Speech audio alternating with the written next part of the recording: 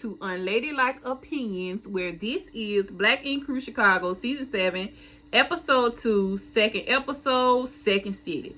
Okay, so the episode starts off with Ryan and Anthony still going at it, arguing about what Ryan did. And Ryan getting all upset, screaming, but he does say that he was messed up for doing what he did to Anthony. Anthony goes on and on saying all the people, Ryan goes on and on saying all the people that he lost behind this, and tells Anthony if he wanted to swing on him, he should. That's when Anthony should have got up and knocked Ryan braid straight. But that probably would just been me. But he says it may not show that he is hurting, but he is hurt, as well. And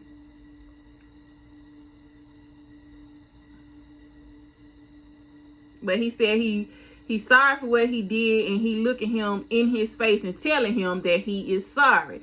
And he said he never wanted to look at himself until the world forced him. That's when everything started hitting up blogs and all that. That's when you wanted to look at yourself. But okay, set yourself out. So he said the world forced him to look at himself, and he said he never cared about himself. And I'm like, you could have fooled me, because to me it's like he was pretty conceited, but whatever. So, but go ahead. But in his confessional, he said he didn't come here to fix his friendship with Anthony. He just came to give him what he was owed as a man. And if that ends up with them never being friends again, then he has to be fine with that. He said he know his mistakes comes with consequences, so he has to be fine with not having a friendship with him. Then Anthony asks him why, and Ryan gets choked up a little bit, and he brings himself back and was like, he won't understand in one conversation. And he was like, you can either get up and leave, or we can talk another day. So Anthony does both. He get up and leave and said, we can talk another day, and he walks out. So Kitty is meeting up with Drea, trying to get Drea to come back to the shop. And Drea asks Kitty, how was the shop and how was everyone? How is everyone being? And Kitty talking about the shop is gorgeous. She must have seen another shop, because I could have sworn last week that shop, the graffiti and all that they put in it, but I guess. So she tells Drea that the only artist there right now is Prince, and she asks Drea if she would come back. And Drea says things wasn't professional, and she could have lost her license because of the poor management. And when she spoke on it, she got her head chopped off. And Kitty talking about some that was before she got there, and that was Charmaine and Jess. And Drea was like, I don't even care, girl. They was messing up my bread. And Drea in her confessional says that, she just came back to Chicago to meet up with some old friends. But the way Kitty is laying it and selling it so hard, she is thinking about going to Second City Inc. And I'm trying to see, did they take a part out or something and I missed something? Because I'm like, what did she sell you on? That's the same, I guess. But she said she tells Kitty to give her time to wrap her mind around it. Then we get to Nina and Four. Nina asks for if he wanted to help her go through all the baby stuff that they got from baby shower and gifts and all that. And he was like, nah, I'm gonna stay right here. My back hurt. So she picks up a ones and tell him this how he gonna be when he be changing the pamper. And he was like, why is it just gonna be me? And she was like, of course I'm gonna be happy too. And I'm like, Lord, for why you just ain't wear a condom? Because it's obvious you don't want no baby, or you just don't want it with her or something or whatever. And so Nina said that they need structure, and they aren't in a situationship. They are very much together. Well, honey, you might want to tell Four that, because I don't think he know that. But okay. So Four said they got a lot to fix, and he doesn't want their issues to affect their child. And Nina said, let's tackle it now, and let's not let it run its course. And then they start arguing about who gets defensive when they say something. She tells him he can't be coming in at 3 a.m. He was like, you met me, you knew. When you met me, you knew I had late night sessions at the studio, and this ain't brand new to you, my nigga. And I'm like, if we ain't no way you calling me my nigga, and y'all supposed to be in, Nina, this is a situationship. This ain't a relationship, baby. So He tells her that he is a grown man, and if he wanted to step out and get a drink, he can. Ford tells her this was never the plan, and he's still adjusting. So it seems to me that Ford slipped up and got her pregnant, and instead of him keeping it as you being the mother of my child and we just co-parent, he's trying to do the right thing and be a family with her when it's obviously not what he wants. Like if you didn't want to do it, you shouldn't have. So she talking about she be lonely and he's not there, and she started crying. And he just watching her, and she asked the cameras if they can stop, and he said, nah, they can't stop.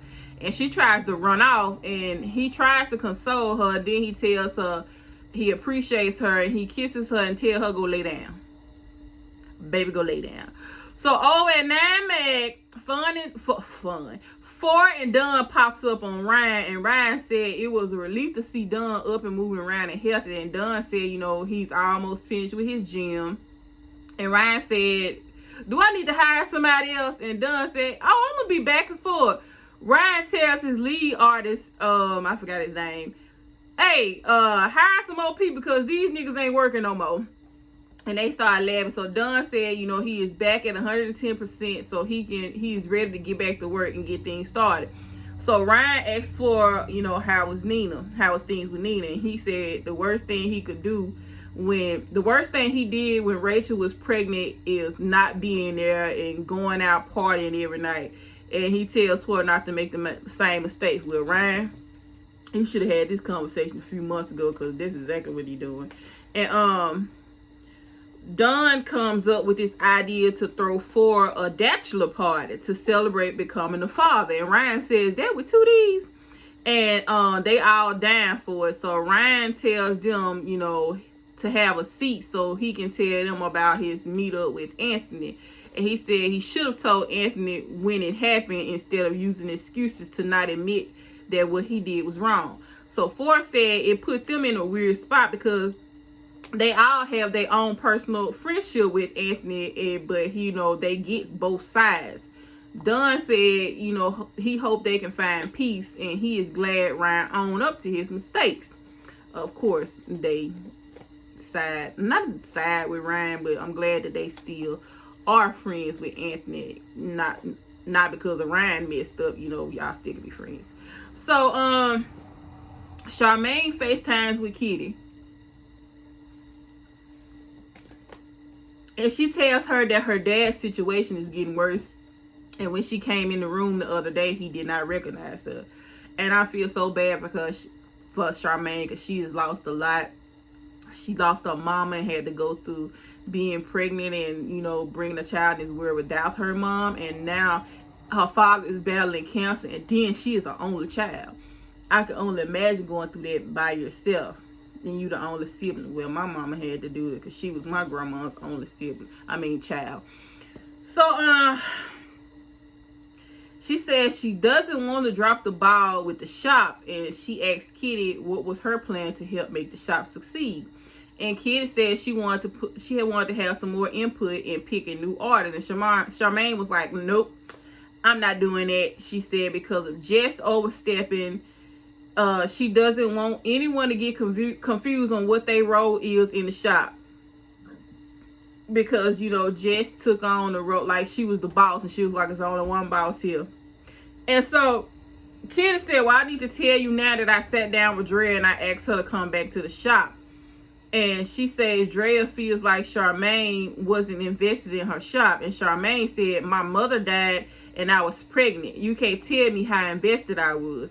See, that's why you need the help. Like, you can use your mom dying and being pregnant as an excuse, but it's still a business. It still have to move if you want to continue with your business. You can't just let the ball drop. You got to have somebody in place that can do what you are not able to do at the time. Or whatever. So Kitty tells her if it becomes too much for her, she is here for her. And Charmaine tells Kitty to, tell Dre to come by the shop. And then Kitty thinks that Charmaine is fooling herself, and she thinks she can do it all by herself. And so over at the bachelor parties for Ford, They got them some drinks and some cigars going, and Ryan got his ponytail out. You already know what time it is when he got that ponytail out. So Ford arrives, and they everybody greets him, and they put this king hat on him, and Don makes a toast, and he says he is glad everyone is there, and that it's something that the black community need as black men, showing each other love about their children. He said, "Don't call me your brother if you ain't gonna make sure I'm doing the right things I need to be doing." And he gets mad respect for me for that, because a lot of people don't hold their other, male counterparts accountable for not being there in their child life. A lot of y'all do that, but set yourself out. So they do it to another toast. Dunn came a mighty long way, because I never would have thought Dunn would be a more reasonable man on this show right now. So they toast again to Ford said, he thanked all of them, and they toasted all of them being his baby's uncles. So Ashley had this bright idea for her and Nina to pop up at the bachelor party, because the men came to the baby shower, so they should be able to come to the bachelor party. That's Ashley. See, Nina, you gonna get messed up fooling with Ashley and her foolishness. We know Ashley is known for a good pop-up. I wish they would have showed some flashbacks.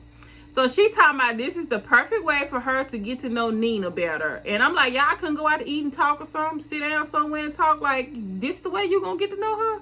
What the hell?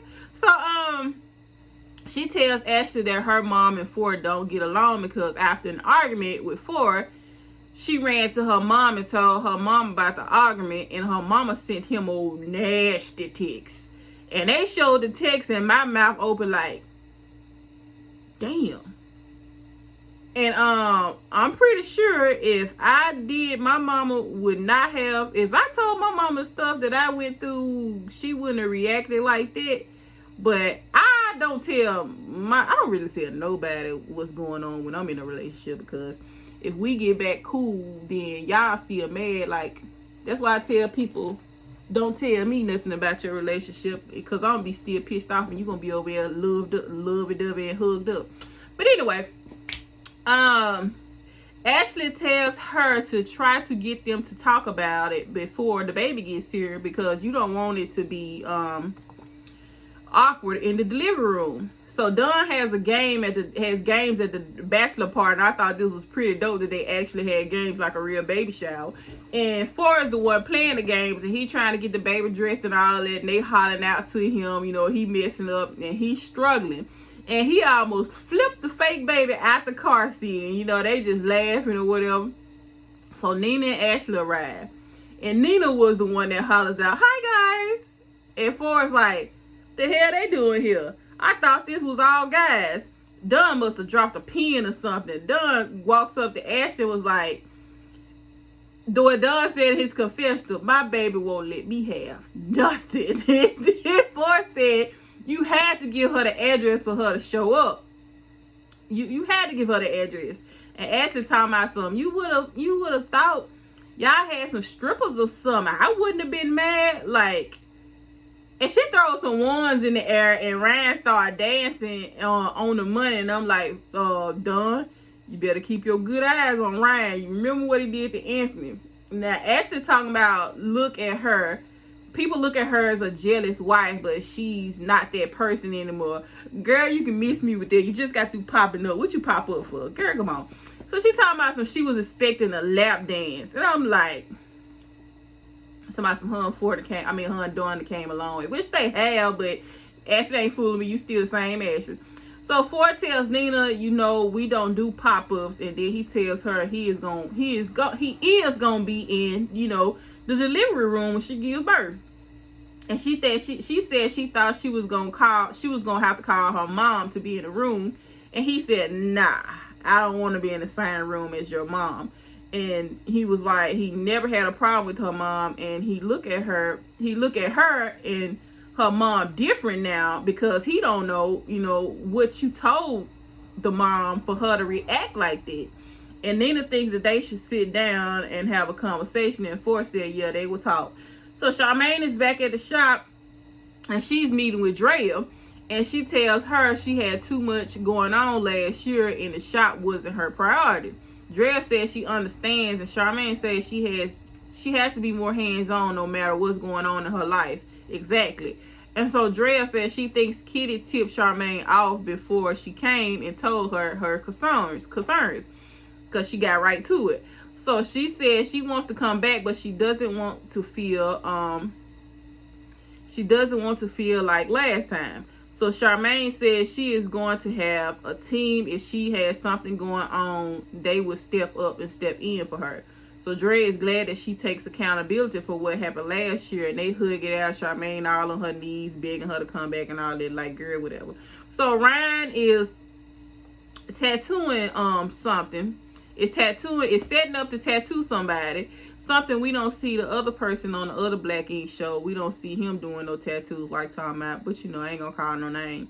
So he creates this bomb tattoo, and he said, he was masking his pain, and he started imploding and self-sabotaging himself, and he hurt a lot of people. And the tattoo, is fire.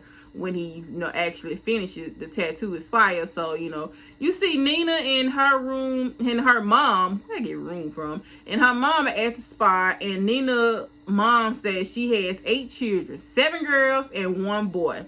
So that tells me a lot with that 1 boy. So she talking about she was just keeping it real and being honest. Well, ma'am, you definitely kept it real and honest, but you didn't have to be so volatile with, like, Ford is a messed up guy, but god damn. So in walks Ford, and the mama speaks first, shockingly. And Ford says, he understands her wanting to protect her daughter, but he want her to have her own point of view of him. And he does do a lot for Nina, and he is not what she is painting him out to be. And he said she downgraded his character, and he cared about it because she was somebody that he wanted to get to know. And Mama said, I didn't come from a place of hate. It was all out of love. Well, if that's love, then don't sign me up. Sheesh. The lady said she was just trying to reach out to him, but it came out in a negative way, and it could have been way worse. I'm like, it get worse than that? Good God. So, she said she didn't mean to dishonor him as a man, and the main thing she is concerned about is, now is where they stand. And Nina said she wants to be a family under the same roof, and Ford said he put their relationship on hold. He did it. Not them decided. He put it on hold because he didn't want to he wanted her to be stress-free having the baby, and he felt like he was doing the right thing doing it. You did that for yourself. You can't, man, boy, bye. So, he says she is more controlling, and that sets her completely off. She says he acting like he some holy grail, and all she want is structure. He said he is not scared of structure, and she tells him to go ahead with the manipulation. Nina mom says it takes more than yelling over each other. And Nina said that's not how. Nina said that's how she gets her point across. And her mom tells her, I did not raise you like that. Well, ma'am, that text says different. Because she got this attitude from you. But I get what you're saying, though. But Ford over there, raising his hand, talking about, so I'm going to act like I'm in school and raise my hand so I can talk. So Nina mom tells her, you don't want your child in the midst of this. And Ford was like, all she know is turn up. That's all she know how to do. And she said, shut up. And Nina mama said she can't speak for nobody else. And she tells Nina, you can't speak for nobody else. And Nina said, I'm sick of both of y'all. He tells Nina she thinks she is perfect. And Ford said it's so much he can say. And Nina was like, let's go, because I got something I can say too. So Ford gets up and leave, and he was like, he said things went well with, Nina's mom, but him and Nina the one end up clashing. And her mom gets to see what he see when he argues with her. And that was the end of the episode. And I don't know what to say about this episode. It was all right, but I'm gonna need more than this. I mean, it was all right, but it's just the same scenario. I guess that's the end of Ryan and Anthony beefing or whatever. But Like, comment, share, subscribe, and I will talk to you guys later. Goodbye.